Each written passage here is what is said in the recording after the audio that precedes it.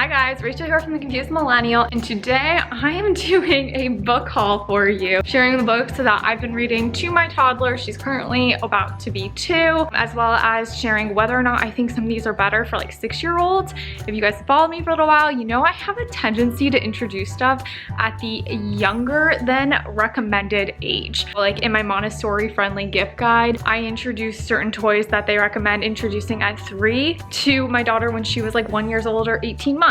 Some of these books kind of fall in line with that. Let me know what your favorite Christmas books are in the comments below because I'm in the market to get some more. I also will link a blog post in the description box below with 100 of the best-selling Christmas books on Amazon, but I'd love to hear your actual favorites. So I got these 2 last year for my daughter. She absolutely loves both of them. They're kind of like condensed board book versions of The Grinch. So the first one is I Am Cindy Lou Who, which following Cindy Lou Who around Whoville at Christmas time, baking treats for friends and family, wrapping presents, all of that type of stuff. With my daughter, when we read this, we really focus on pointing out the different things. So there's the red stocking, where's the green stocking, where's the wreath? And then I Am Max follows the Grinch's pup around. There's some weird moments in I Am Max where it doesn't really rhyme, or he just kind of skips over the whole plot line of the Grinch and he's just like, one day the Grinch's heart grew and now he's much more fun to be around type of thing. But it's very developmentally appropriate for toddlers. Great pictures, easy to turn pages.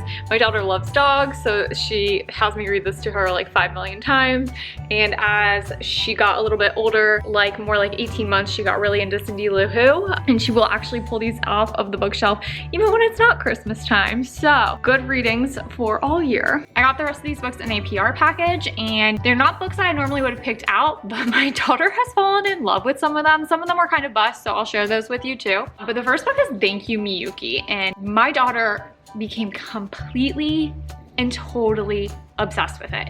It is such a beautiful book. So like actually literally beautiful. The imagery is this gorgeous, super soft watercolor, but the story itself, it's about a little girl named Yuki and her grandpa and how she wants him to play with her, and he says he wants to meditate, and then they go about their day and all these different things are happening, and she keeps asking him, when will we meditate? When will we meditate? Only to come to realize at the end of the book that they're meditating all day long. Beautiful story for your older kids. Really holds my daughter's attention in a way I never would have expected because it's a lot of words. The pictures are quite detailed, but she's truly obsessed with it. It's such a calming book and just really drives home the concept that any moment of the day we can meditate, any moment of the day we can find our center. I love this book for kids and for adults. Honestly, you're gonna enjoy reading it too. Very calming. So I ended up loving that book so much that I emailed the woman back who sent me these, and I was like, do you have any more Miyuki books? Because I've never seen my daughter love a book so much. So she sent me Patience Miyuki, which once again follows Miyuki and her grandfather. This time it's the first day of spring, and she really wants this flower to open up and bloom, and so she goes searching for the most pure water all day, but she misses the whole first day of spring. So once again, teaching a really valuable concept about patience and presence. Absolutely love this one too. There's something just so calming about these books. Shockingly well for toddlers, at least for mine. Will definitely last us for years. I would say these books are good for kids like up through 7, maybe even a little bit older, because the stories are detailed. They're not like little kids stories. The concepts are beautiful concepts to talk to your kids about, and I'm a big fan. Definitely add these to your shopping list. Nasls Dream. So this is kind of a weird book, but it teaches really great concepts. So it is written by a French author, and it is all about a little girl named Nasla who just had her parents put her baby toys up on a shelf in her room, but when she's going to sleep that night, she sees this little eye staring at her, or she thinks the eye is her toys coming to life on top of the bookshelf. And so she's sitting here talking to herself, telling herself that at night only the moon gets to dance and play and that she needs to go to sleep. But then she starts wondering if the eye is a squid or a ghost. And eventually she pulls out her security blanket from under her pillow, and that helps her fall asleep, where she starts dreaming of playing with all of her childhood toys, only to come to realize that the eye on top top of her dresser was her cat all along. So I really like this story for older kids because it teaches the concept of letting things go, working through fear of the dark, building up safety and security within ourselves. My daughter though loves this book. She really likes cats and she really likes moons. Her middle name is Moon, but I know a lot of kids really like moons. Works for older kids, works for toddlers, at least my toddler. Every kid is different. I really enjoy it because it's a book that will grow with us for years. Little Audrey's Daydream, the life of Audrey Hepburn, and it was actually written by her kids.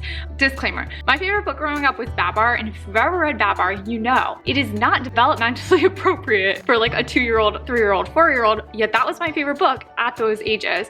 Like on the first page, Babar's mom dies, there's like kidnapping and like poachers, it's a whole thing.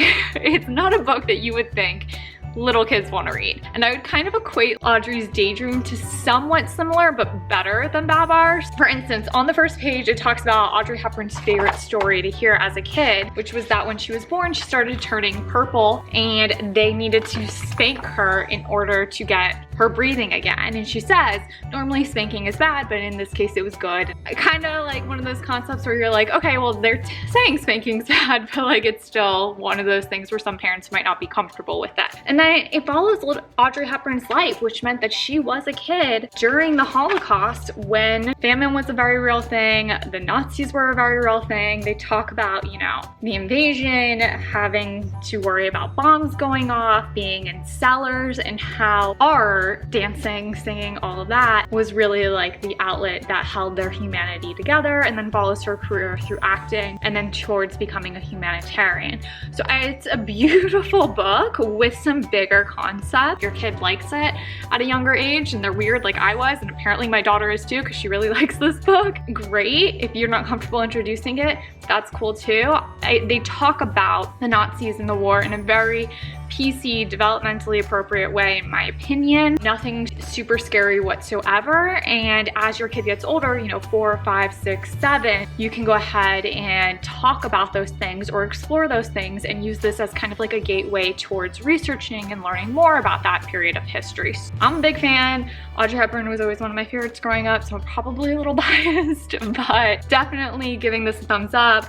Could be great to add to the list for, you know, 4-year-old, 5-year-old, 6-year-old, 7-year-old on your list, or if parents were obsessed with Audrey Hepburn, they'll probably have fun reading this too. Is Endangered Animals, and this book reads more like a textbook than a storybook. It walks you through deforestation, animals in the desert, the rainforest, the ocean, the savanna. It walks you through vulnerable species, endangered species, all sorts of stuff. As you can see, the pictures are not the actual animals. They're more cartoony versions of the animals, which makes this a book I'd say good for 6 years old and up that are learning about these different types of species and what endangerment even is. My daughter has never really gravitated towards this. I think if these pictures were of actual real life animals, she definitely would enjoy it more. And then obviously the actual written text, it's a little bit more dense. I have a friend who has 2 sons. They're 5 and 6 years old. They love researching animals. They love going out into nature, collecting things. This would be a fabulous book for them.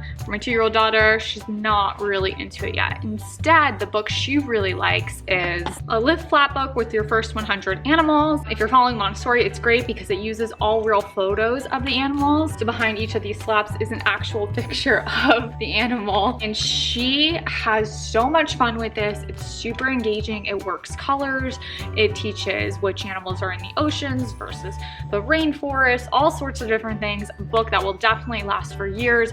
Very affordable too. So I will leave a link to all of these books in the description box below. It teaches also like what the baby name of the animals are. So like a Joey for a kangaroo, a rabbit kitten for a rabbit. Yeah, that's apparently what they're called, guys. And so much more. There's a few books in this first 100 insert the blank series. So I'm probably gonna get the rest of those because these books are all under $10 and they're really high quality. Definitely will last us for years, I think too. Make sure to hit that notification and subscribe button because because in a couple days, I'm bringing you my Dollar Tree Christmas ornament DIYs, making some $1 versions of some Crate and Barrel and Pottery Barn ones. So you won't want to miss that. And I have my toddler holiday activities coming to you next week, as well as some other videos I'm really excited about, but I'm staying quiet about. Won't want to miss them. Check out my Montessori gift guide for preschoolers here, and let me know what your favorite books are in the comments. I would love to hear what your kids are reading. Hit me up with those holiday Christmas book recommendations. I think we're definitely gonna get The Little Blue Truck is what it's called. That seems to be a fan favorite. If you have any questions at all, feel free to hit me up on Instagram at The Confused Millennial.